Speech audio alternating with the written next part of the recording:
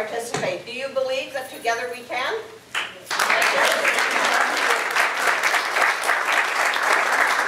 Practice saying that. Together we can. Come on, let's go. Together we can. Thank you. Thank you very much. Thank you for your willingness to lead, be a leader, and to include all of us in your decision. And thank you once again to the media for coming. Please help yourself to coffee. Stay around, enjoy each other's company, and get ready to work, folks. We got a big job ahead of us. Thank you.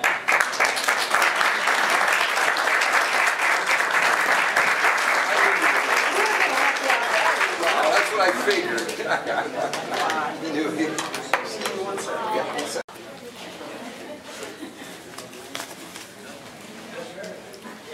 Welcome everybody. Grab a seat and get coffee. Help yourself. Be comfortable. Together we can, right? Together we can. Thank you all for coming out this morning. We're just so pleased to have you here, and it's an exciting day for us. And I would particularly like to thank the media for coming out. I recognize that it's been a holiday time, and wherever the politicians go and the people who are interested in politicians, the news media are almost forced to follow them. So we know your schedule, and we so appreciate you coming out this morning to be here with us. Thank you very much. Could we have a nice round of applause for all those folks?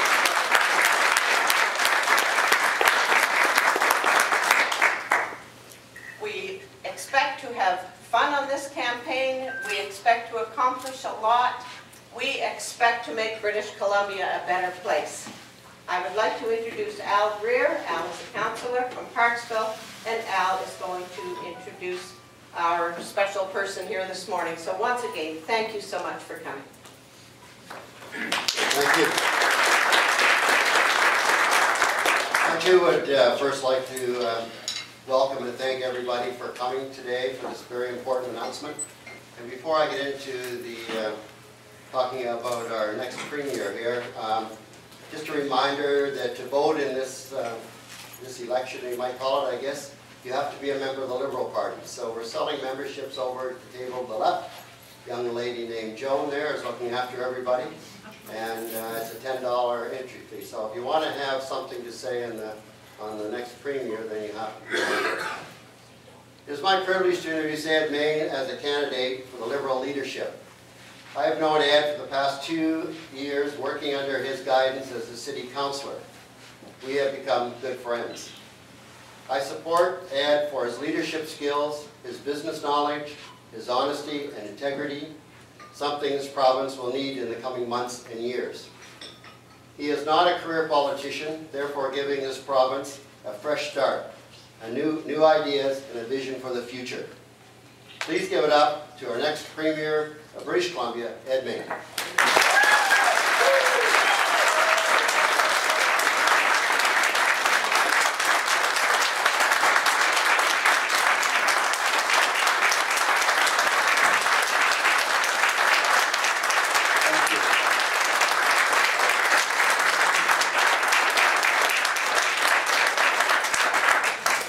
Thank you very much. Wow. Not going to me pumped up. That's incredible. Good morning, and again, thank you for all attending today's announcement. First off, I'd like to thank the Beach Club Resort for making this venue available to us. And I'd also like to acknowledge that the resort is located on the traditional lands of the Snunananas First Nations, if you don't think that's hard to say. And I would like to take just a minute to introduce a few people, some people that have become not just cohorts but good friends, the councillors that are here today. And I would like to, of course, Al Greer, we have Carrie Powell-Davidson, we have Chris Berger at the back of the room hiding, and we have Mark Lefebvre over on this side. I think I've got everybody that came in from council. Thank you very much for taking the time to introduce me.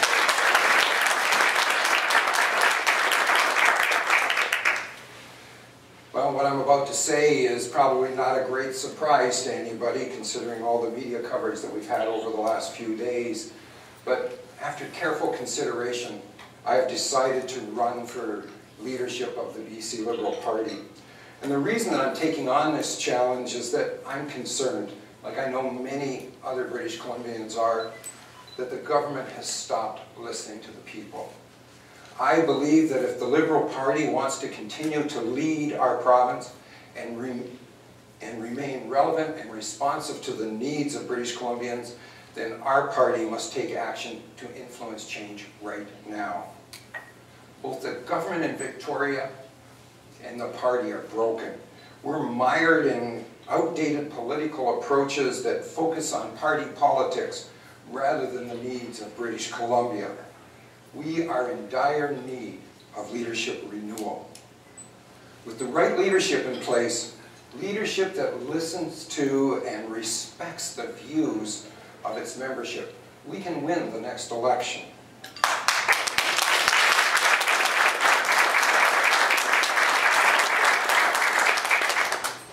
And if our province is going to reach its full potential, then we have to change the way we're doing business. Together, we can rebuild the party, regain the faith of British Columbians by demonstrating that we're committed to collaboration and informed leadership. My approach is going to be different. I'm the only candidate in this race that doesn't have formal ties to the government. We're hearing a lot of talk right now about collaboration and open governance, but I don't see it being practiced. And after this leadership race is over, we cannot return to the same tactics that are dividing us today. The Premier's office has to practice collaboration and consultation. And if I'm fortunate enough to become your leader, my main goal is going to be to reshape and transform the government to one of true representative democracy that will allow free votes in the legislature. Not just some of the time, but any time the vote is not a confidence vote. I will encourage the MLAs to vote the way their constituents want them to, not the way the Premier's office wants them to.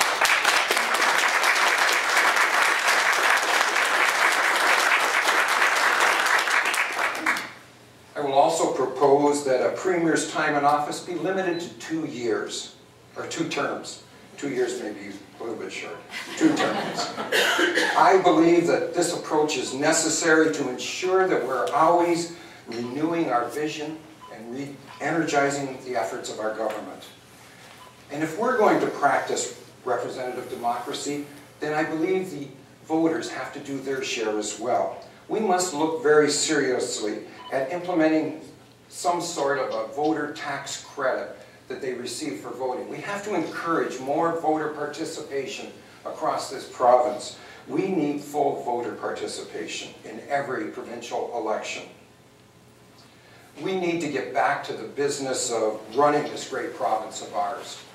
Under the right leadership, British Columbia will always be the best place to live, not only in Canada, but around the world. But our party has lost its credibility with members and voters alike. And without that credibility and trust, we will never become the leaders in Canada. When I'm leader of this party, we will work hard together to win back the trust and the support of the people of British Columbia. We will lead the rest of Canada out of this economic downturn through collaboration, consultation, and involving the people that the government decisions affect. I'm an experienced leader, a successful businessman, and a good financial manager. I believe that I have the business acumen and leadership abilities, combined with a passion for this province, that is necessary to take our party to the next level. Politicians are always worried about the next election. Leaders are always worried about the next generation. I'm a leader. Let's give our children a better life by not playing politics with their future. Now my favorite subject, HST. First off, I support the implementation of HST. When the government has a shortfall in revenues, they only have 4 choices on where to get their money. They can raise income tax, they can implement a value-added tax such as HST, They can reduce services or we can increase debt. Well, I don't know about you, but I think we've reduced services down below where they should be already. And I don't think it's fair for our children to inherit our debt.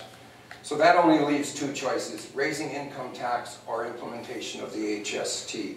And I believe that the HST is the right choice.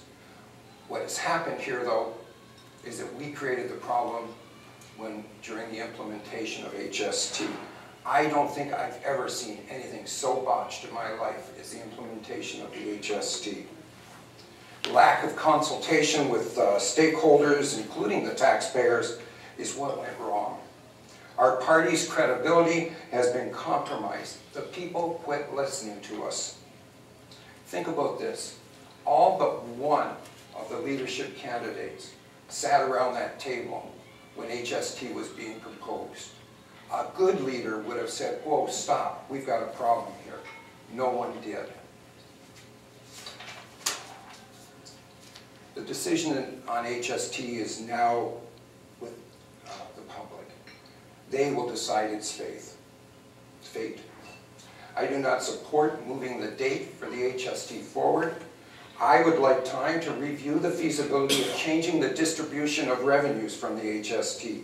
I'd like to consider 5% for the federal government, 5% for the province, and 2% to be given to the municipalities.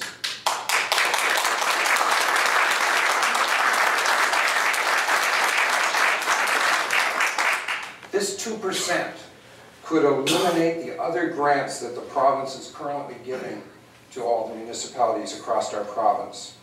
This approach could be a way to continue infrastructure renewal, and it will also allow municipalities a better way to budget and to control property tax increases. Regardless, the people need time to be given time to understand the ramifications of any decision. They need the time to make an informed decision on whether they're for or against HST. So let's leave the date to September 24th.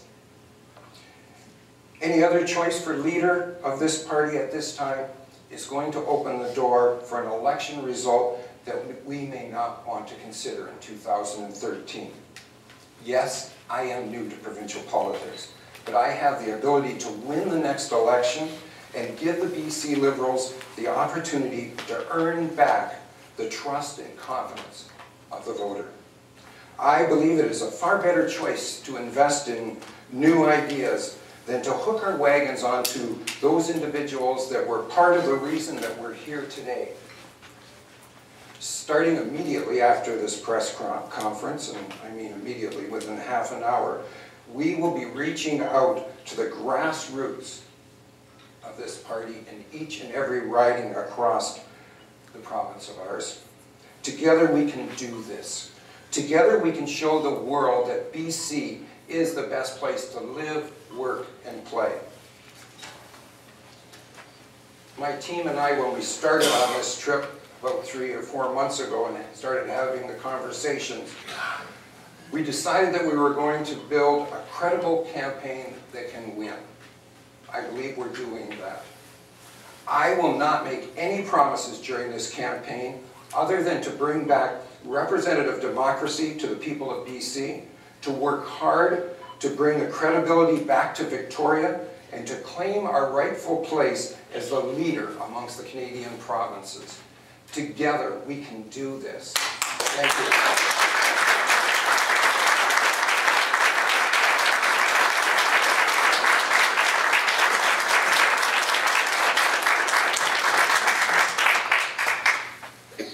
Okay, somebody wanted some questions. Yes? You talk about restoring credibility to the BC government. Would you consider calling for a public inquiry to the BC rail issue? How did I know that question would come up today? Yes, I would seriously consider that. If we had any indication that there was additional wrongdoings by anybody in the government, I would look at it.